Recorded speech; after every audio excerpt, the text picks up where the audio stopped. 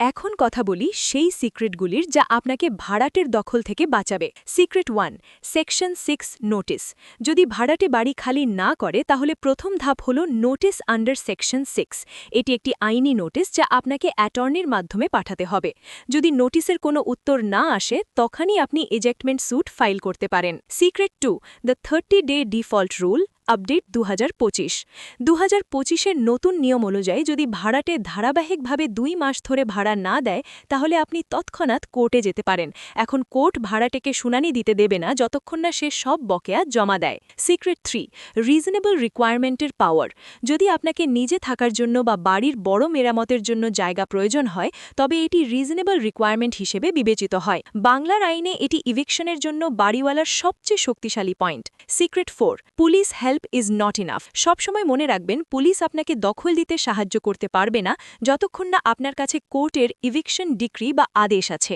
এখন প্রশ্ন হলো যদি ভাড়াটে না বেরোয় তাহলে কি করবেন? যদি বিতর্ক বাড়ে তাহলে ভয় পাবেন না। প্রথমে আপনার অ্যাটর্নির সঙ্গে মিলিত হয়ে একটি শক্ত লিগ্যাল নোটিশ পাঠান।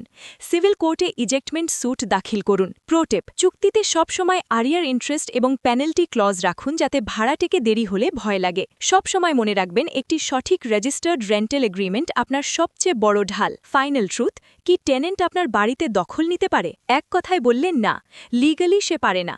টেনেন্টের দখল মালিকের অনুমতির উপর নির্ভর করে এবং সে অ্যাডভার্স পজেশন দাবি করতে পারবে না যদি টেনেন্সি লিগ্যাল এবং ডকুমেন্টেড হয়। কিন্তু যদি এগ্রিমেন্ট না থাকে বা ইভিকশন প্রক্রিয়া ভুলভাবে করা হয় তাহলে লিগ্যাল ডিসপিউটস এবং ডিলেস সাধারণ। প্রপার্টি থেকে আয় করা ভালো কিন্তু কাগজপত্রে অবহেলা আপনাকে ব্যয়বহুল হতে পারে। যদি আপনি পশ্চিমবঙ্গের বাড়িওয়ালা হন তাহলে রেন্ট রিসিট এবং এগ্রিমেন্ট কখনও হালকাভাবে নেবেন না। যদি এই তথ্য আপনার কাজে লাগে তাহলে এটি তাদের সঙ্গে শেয়ার করুন যারা প্রপার্টি ভাড়ার জন্য দিতে চায়। এবং যদি আপনার কোনো প্রশ্ন থাকে তাহলে নিচে কমেন্টে জিজ্ঞেস করুন, আমি উত্তর দেওয়ার চেষ্টা করব।